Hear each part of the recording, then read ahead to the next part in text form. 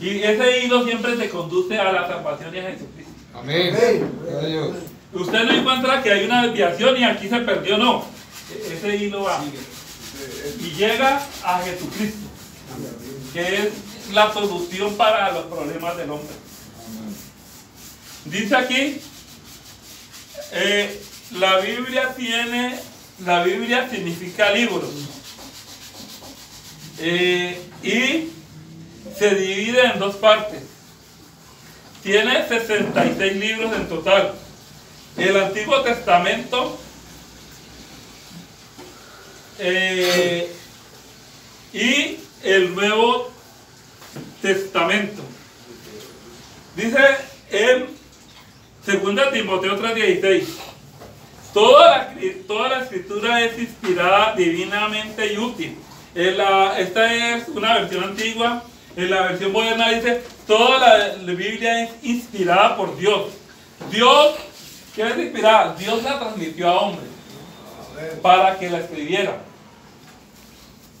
Y es útil, o sea, que sirve para qué. Para enseñar a la gente. Dice para enseñar a vivir al ser humano. Amén. Para enseñar a tomar decisiones al ser humano. Un manual de vida. Para redarguir. Redarguir es cuando la Biblia hace como una catarsis en uno. Y entonces la Biblia trabaja en uno y lo hace uno entender. Así como yo estoy viviendo hoy mal, yo necesito tener un cambio de vida. Yo recuerdo cuando andábamos allá en la 16, que trabajamos allá en la 16, en la carrera 13 con calle 16, y nos metíamos a todos los lugares, a estos bares de mala muerte, y a uno no le daba nada de entrar allá, de entrar a esos lugares, a estos bares de la 10, de la 16, a uno no le daba nada, y iba y se tomaba su trago allá y todas cosas. Pero ya cuando el Espíritu Santo está sobre uno, el Espíritu Santo le hace sentir que no está mal que no está bien uno meterse allá. A no ser que uno entre allá a predicar la palabra de pronto. Entonces eso es el redarguir, que el Señor le muestra que uno está equivocado. Y que el Señor le muestra que si usted está equivocado, cuál es el camino que usted debe coger correcto. Dice para corregir. Dios nos corrige ese camino torcido y nos lo endereza. Amén. Amén. Y dice para instruir en justicia. Es un estudio que va paulatinamente, que nos va instruyendo cómo debemos vivir en la justicia. ¿Qué es la justicia? Es practicar la ley de Dios. Amén. Cuando usted vive según la ley de Dios, usted respeta la ley del hombre también. Dice, cuando uno acepta la palabra de Dios, acepta a Dios. Amén, amén. Aquí vamos a otra parte también. El Antiguo Testamento, los 39 libros del Antiguo Testamento abarcan 3.600 años de la historia del hombre. O sea, imagínense, son 3.600 años de la historia del hombre del Antiguo Testamento, y este libro tiene este mismo libro. Si usted coge la literatura latinoamericana, el libro latinoamericano, digamos, tomamos a nuestro escritor García Márquez. Si usted coge y junta todos los libros del Otoño del Patriarca, La hojarasca,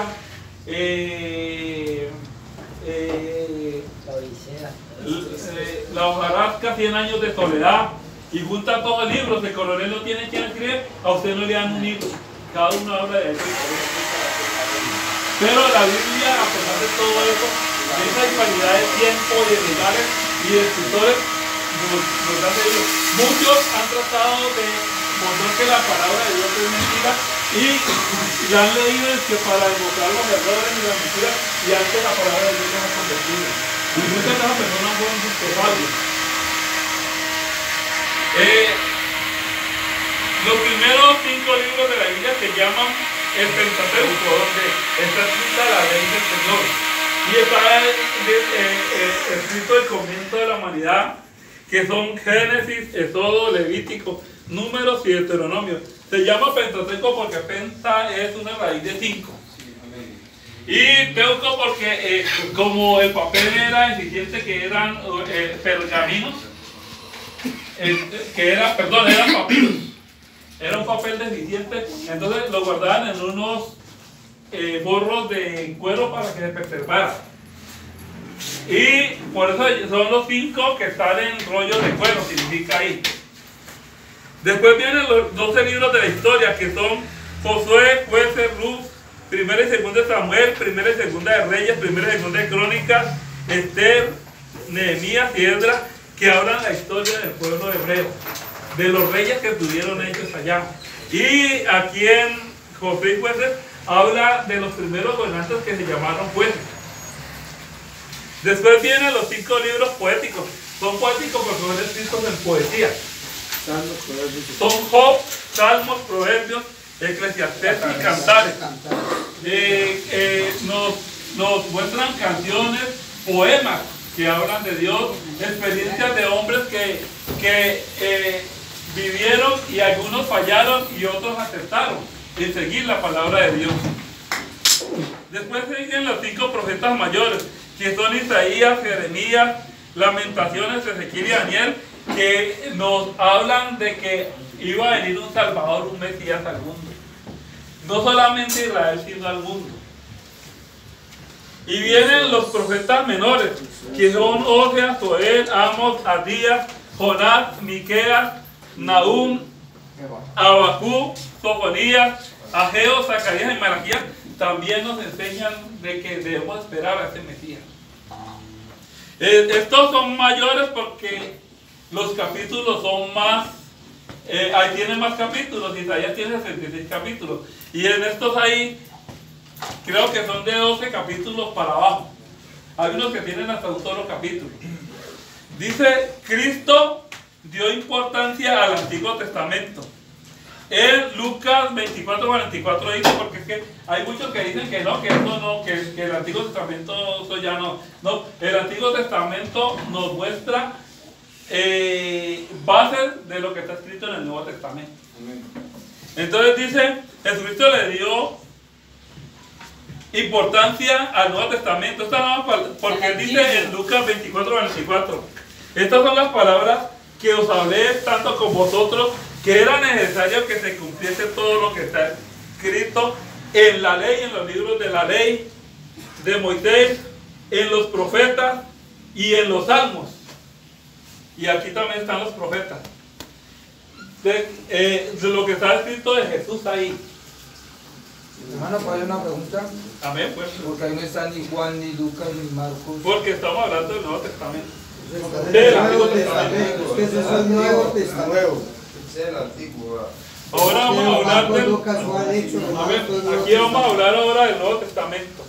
En Juan 1:45 los discípulos exclamaron: hemos hallado aquel de quienes se escribió Moisés en la ley, que estamos viendo, como en los profetas, a Jesús, el hijo de José de Nazaret. Juan 1:45.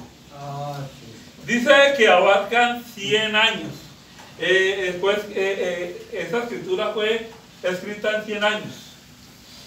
O sea, 3.600 del antiguo y 100 a 3.700 años, donde ese libro no tiene variantes, no tiene otras ramas, sino que va derecho a anunciarnos que usted tiene esperanza en Jesucristo. Amén. Que la ayuda para usted es Jesucristo. Que más que un terapeuta, más que un brujo, más que un psicólogo y aún más que la fundación como fundación, es Jesucristo el que tiene la autoridad para sanar al hombre en cuerpo, alma y espíritu. Amén. La fundación es una herramienta que el Señor usa para el hermano Nazarí es un instrumento que el Señor usa. Amén. El hermano aquí, el hermano Eric es un instrumento que el Señor usa. Amén. Y usted ore mucho por ellos y dile gracias al Señor, porque ellos se están dejando usar por Dios a favor de usted. Amén. El hermano Pablo, el hermano William. el hermano Pablo, el hermano William, Hermano el hermano Hans también. Son instrumentos que el Señor está usando para ayudarlos a ustedes. Amén, amén. Cuando ellos le llaman la atención, ese tipo sí que cansa, sí que friega, no. Es Dios que los está usando a él para corregir a ustedes. Yo admiro aquí el hermano Natalí, el hermano Eric, cómo ellos se encuentran a los muchachos que se fueron y se los traen otra vez.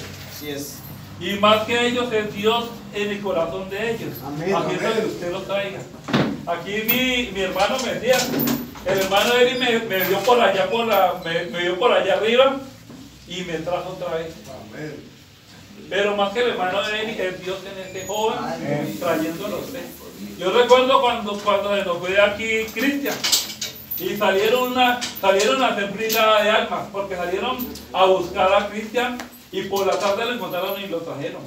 Eso es Dios, usando esos instrumentos a favor de usted. Entonces, los 27 libros del Nuevo Testamento abarcan 100 años. También tienen unas subdivisiones. Son 4 evangelios de Jesucristo que nos enseñan la vida de Jesucristo. Por eso el Señor dijo que debíamos seguir los pasos, de entrar por la puerta estrecha y seguir por el camino estrecho, que por ahí fue donde entró el Señor Jesucristo, por las puertas de la eternidad, según el Salmo 24. Para que usted llegue a esas puertas de la eternidad algún día, según el Salmo 24. Son Mateo, Marcos, Lucas y Juan. Cada uno de ellos da una visión de Jesucristo. Cuando, por ejemplo, pasó un accidente y entonces llegan las autoridades y preguntan cómo fue el accidente. Entonces hay uno que tiene pocas palabras, ¿no? Vino ese carro y arrolló la moto. Arrolló la moto, dio esa versión. Pero hay otro que tiene más palabras. Entonces dice, no, yo vi cuando ese carro venía como a 80 kilómetros por hora y cogió esa moto y el que iba manejando la moto salió elevado como a esta altura y fue a caer como a los 3 metros. Amén. Todos hablaron del mismo hecho, pero en diferentes formas. Amén, amén. Así también están los Nuevos Testamentos. Cada uno habla en forma diferente. Mateo habló para los judíos y Juan habla para la iglesia.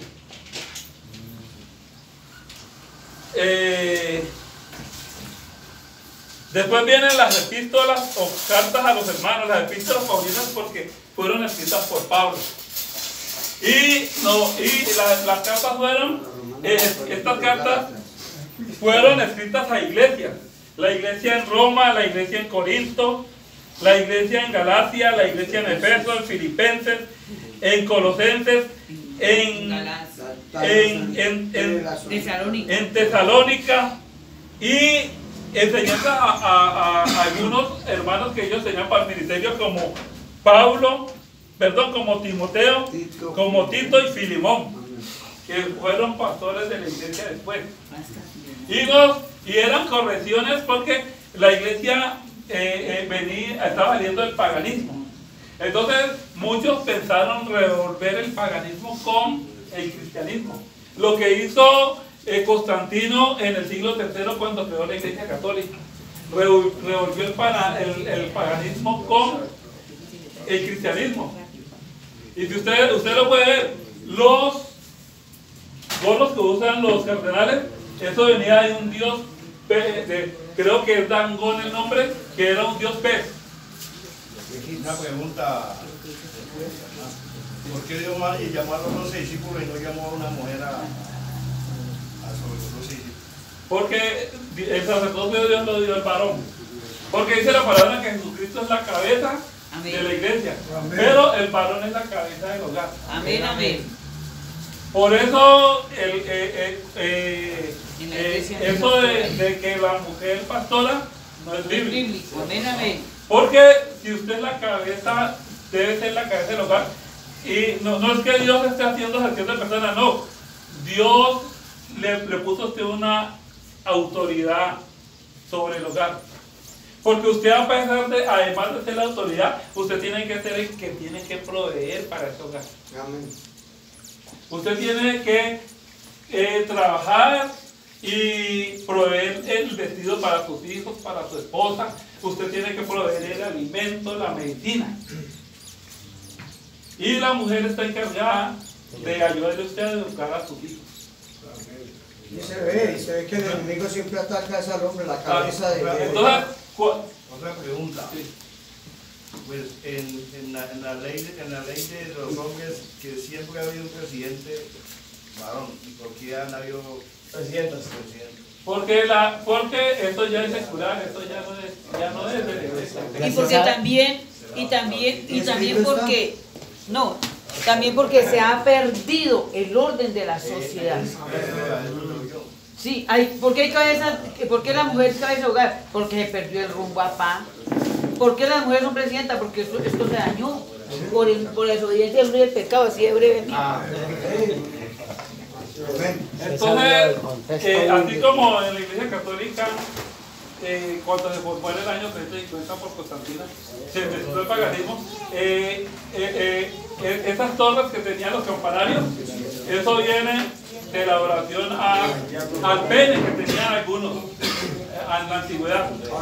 Adoraban al pene, o sea, al órgano viril humano, que porque eso les daba fertilidad para los animales, para los hijos y para las cosechas. De ahí viene eso. Pero cuando se formó la verdadera iglesia del Señor, estas cartas fueron para corregir esto. Había, por ejemplo, cuando Pablo habla de que la mujer debe tener el velo del pelo, ¿es por qué? Porque habían unas sacerdotisas y sacerdotes paganos. Ellos ejercían sacerdocio como en la prostitución. Al templo llegaba un hombre homosexual y entonces llamaba a uno de los sacerdotes varón para tener relaciones locales con él. Y entonces él pagaba eso y eso iba para el templo. Una pregunta, no le puede referenciar el tema que me dijo, ¿verdad que los ángeles tienen sexo? Eso dice la palabra, no tienen sexo porque ellos son espíritus. Ellos son otra dimensión que el Señor dijo. Eso que presentan en Roma, en esos días había un pastor. El cuadro de la Santísima Trinidad dice que está Cristo, es hombre, es cuerpo de mujer y cara de hombre. Y la mayoría de los cuadros del Vaticano, de este homosexualismo que ha habido allá, son, si ustedes pueden analizar, usted mire un documental que se llama algo así como las 9 fases de la Iglesia Católica. Ahí explican que la mayoría de los cuadros son cuadros que al hombre le ponen cuerpo de mujer y a la mujer le ponen cuerpo de hombre. Entonces, y que angelitos con pene que pintan y todas cosas, esto es mentira, esto no es bíblico. Amén. Entonces, estos sacerdotes, o si el hombre le gustaba a las mujeres, llegaban de la muchacha, las sacerdotisas, y le pagaban para tener relaciones sexuales con ellas, y ellas eran calvas. Entonces ellos se extinguían porque se rapaban. Entonces muchos llegaron al Evangelio y se convirtieron de esos sacerdotes que ejercían la prostitución religiosa y siguieron con su calvinismo. Entonces Pablo ya corrige, porque hay que hacer una diferencia entre el cristiano y el que no es cristiano. Entonces Pablo le enseña ya en Timoteo a que la mujer debe llevar el velo del pelo para que no se conjunta con las sacerdotisas paganas. Entonces aquí vienen correcciones para que no revolvamos lo santo con lo profano. Y hay enseñanzas de cómo debemos vivir nuestra vida espiritual, de cómo debemos manejarnos ante los inconversos dentro y fuera de la iglesia. Amén. También viene la carta a los hebreos. Esta carta fue escrita con el propósito también de que no mezclaran el judaísmo con el cristianismo. Por eso Pablo le pega tremenda parada a Pedro, porque Pedro estaba andando en la cuerda floja. Un momento estaba acá con los judíos y otro momento estaba acá con los cristianos. Entonces él le dice, no, a los cristianos no hay que hacerlo circuncidar. La circuncisión era que le cortaban la punta del pene al judío, tipificando que él cortaba el dominio de la carne sobre él. Pero ya en el cristianismo Jesucristo hizo una ley diferente, que las circuncisiones del corazón. Amén. Entonces, usted en su corazón tiene que cortar las obras de la carne. El pecado, la maldad, tiene que ya. ¿Usted qué gana con tener un pedazo de carne cortado y seguir en el pecado? No. Lo que le hace a usted salir del pecado es cuando usted recibe a Jesucristo en su corazón y Él corta ese dominio de la carne sobre usted, ese dominio del diablo sobre usted, ese dominio del mundo sobre usted. Y dice que esta carta es anónima, otros dicen que es de Pablo porque el estilo literario es bastante semejante a este. Amén. Y vienen las epístolas generales o cartas a los hermanos que fueron escritas por el apóstol Santiago, primera y segunda de Pedro, primera, segunda y tercera de Juan y Judas. También son correcciones y también aquí en esto también nos da enseñanzas sobre que en un momento el Señor va a venir y a arrebatar a su iglesia y que debemos estar preparados para cuando Él venga, porque si no nos encuentra preparados nos vamos a quedar aquí gobernados por el anticristo. Pero ¿qué consejo le puedo dar a ustedes? Vuelvan al Señor, entreguen al Señor. Amén, amén. Ese día ustedes también sean arrebatados. Amén. Amén. Y viene el libro de la profecía o revelación de Jesucristo, que es el Apocalipsis. Como Hollywood lo ha tomado Apocalipsis, son hechos desastrosos, no. Apocalipsis significa revelación. Ellos allá cargaban un velo para cuando había tormentas en el desierto. En ese tiempo no habían las Ray-Ban ni nada de eso, ni las vicios. Entonces ellos bajaban ese velo y entonces la arena no les lastimaba los ojos. Y entonces con ese velo y en medio de esa arena no se veía muy bien. Entonces Dios te quita el velo para que usted pueda entender las cosas del Señor. Amén. Por eso dice, dame, hijo mío, tu corazón para que usted pueda mirar como yo miro, para que usted pueda entender lo que yo le tengo a usted. Entonces Dios te quita ese velo para que usted pueda entender las cosas del Señor. Amén. Y también habla de los juicios que van a venir aquí en la tierra. Y eso, la gran tribulación no es una dispensación nueva, no. La gran tribulación yo la veo como el juicio que viene en la gracia. No solamente, muchos dicen que eso solamente trata con los judíos, no. Va a ser trato con la iglesia también, que rechazaron la gracia del Señor, que rechazaron el socorro que el Señor les quiso dar. Y vamos a pasar aquí ya a dar algo. Yo creo que este ya es lo último. Esta enseñanza nos habla de lo que es la palabra de Dios, el milagro que es la palabra de Dios. ¿Cómo se llama, hermano? ¿Cómo? Se llama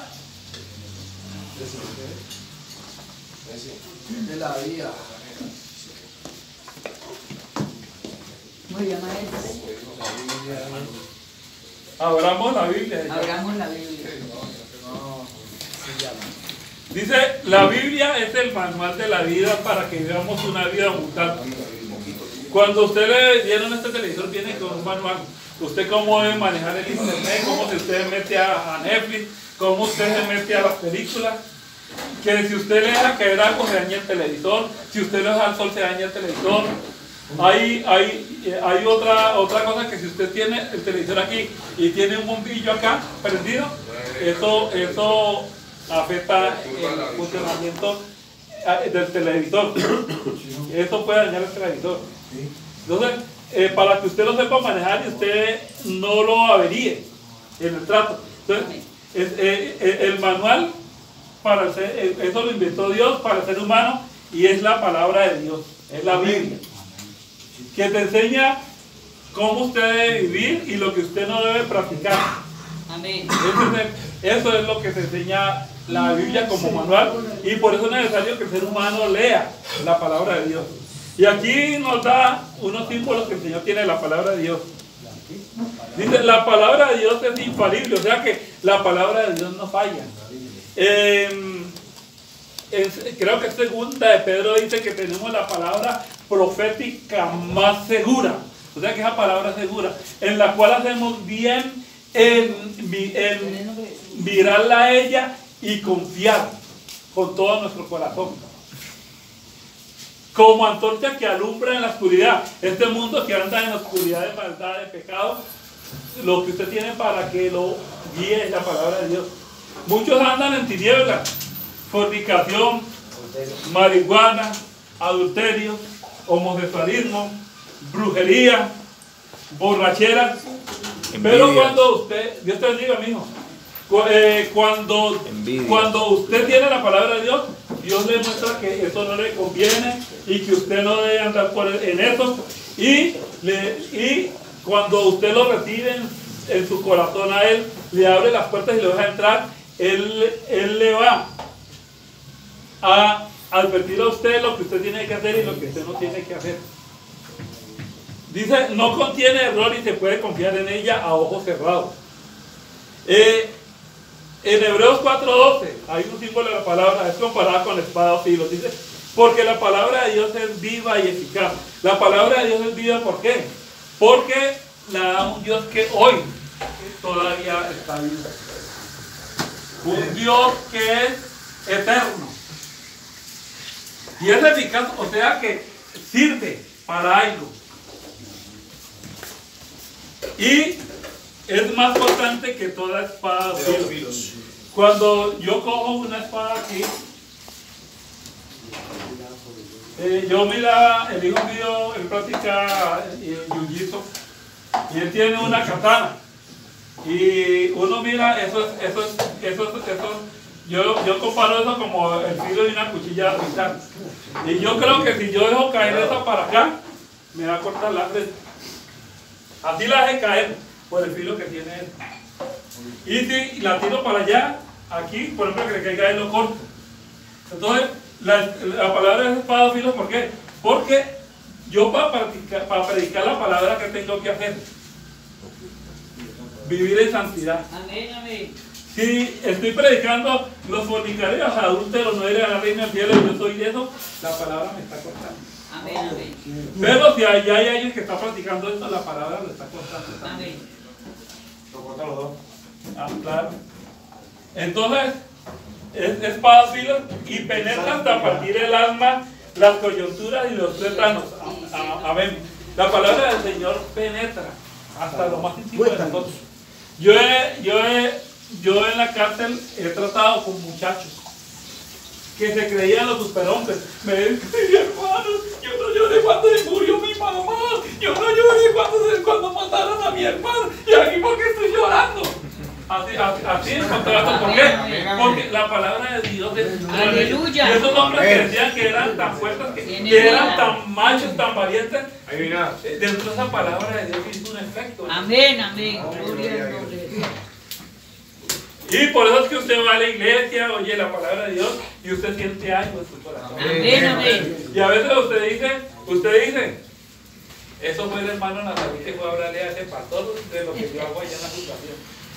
Y resulta que el hermano Nazarí está sano. No ha dicho nada. No, es el Señor que conoce cómo te portas tú acá en la fundación. Amén. Amén. Entonces, y usted de todas maneras siente algo aquí en su corazón, porque la palabra de Dios tiene la capacidad. El psicólogo mira tus gestos, o te pone un dibujo y según lo que usted opine o lo que usted dibuja, saca una conclusión. Pero el Señor sí tiene la capacidad de entrar a donde tienes el mal dentro de su corazón, o sea, ese modo de pensar que tiene usted en su corazón, y puede entrar allá y sacar esos pensamientos que lo llevan a usted a la exclusión, a la pérdida, a la derrota, y sacarlos de su corazón y meter el Espíritu Santo de Él, que te va a llevar a la bendición y a la victoria en tu vida y a la salvación. Dice, y diciendo los pensamientos y las intenciones del corazón. El Señor sabe la palabra de usted cuando sale de su boca. Antes de que salga de su boca. Cuando usted está aquí y usted decide se la voy a mostrar a fulano de tal y le voy a pegar tus madrazos antes de que te haga eso, el Señor ya lo sabe. Amén, amén. Entonces el Señor conoce las intenciones del corazón. Amén. Amén. Yo oí el testimonio de un hermano que él estaba en unos viaductos de Estados Unidos, que allá los puentes de acá no son de allá no son como los de acá de un piso, sino son de varios pisos. Entonces, por aquí pasa un carro, por aquí arriba pasa otro puente, por aquí arriba pasa otro puente. Y él se subió a lo más alto del viaducto porque él tenía muchos problemas y se iba a suicidar. Y por esos viaductos no pasan ni no carros. ¿Quién va a pasar una calle y subirse por una montaña? No, yo me voy por la parte plana. Entonces, dice que cuando él puso en la baranda las manos para saltar al vacío, él dice que no sabe de dónde apareció un jovencito y le puso la mano sobre el hombro y le habló en Jesucristo. Amén. Y dice que él en ese momento sintió la presencia de Dios. Y hoy él vive en Estados Unidos y es un predicador de la palabra de Dios. Lo quiso destruir porque sabía que Dios tenía planes con él. Y el enemigo de pronto aquí tiene a alguien que quiere destruir porque quiere dañar los planes de Dios en usted. Amén. Dice, yo corto a este fulano y este fulano no va a predicar la palabra, este fulano no va a recuperar a su familia, no va a recuperar tu vida. Entonces Dios conoce las intenciones del corazón. Por eso la compara con palabra de dos filos. En Jeremías 23:29 dice, es fuego purificador y martillo. Dice, no es mi palabra como fuego, dice Jehová. Cuando usted tiene una infección o usted tiene una inflamación, calientan agua y usted le pone un baño de agua, ya sea con sal o sea con sulfato de magnesio, para ayudarle a curar esta enfermedad. Yo recuerdo cuando yo practicaba el atletismo, que por estar fregando en esos saltos en carrera con obstáculos, me enredé con el obstáculo y caí a un lado y había una arena. Y al caerse de aquí hasta acá se me levantó el cuero. Y una joven que era la enfermera allá, calentó agua, bicarbonato de soda, y me echó esa agua y eso me ardió. Después me echó isodina y mertiolate y eso me ardió, pero como a los 3 días ya tenía seco. Amén, amén. Entonces, la palabra de Dios es ese fuego, esa agua que purifica. Para purificar el oro, ¿qué hacen? Fuego. Lo meten en el fuego y lo pasan por un servidor. Entonces ese oro líquido pasa por el servidor y acá quedan las piedritas, se queman las ramitas que echaron ahí, las hojitas se queman ahí y pasa solamente el oro limpio. Entonces Dios quiere que usted pase por este fuego. Amén. Y que solamente pase la santidad tuya. Amén. Y arriba se quede colado el pecado que te Amén, amén. dice, y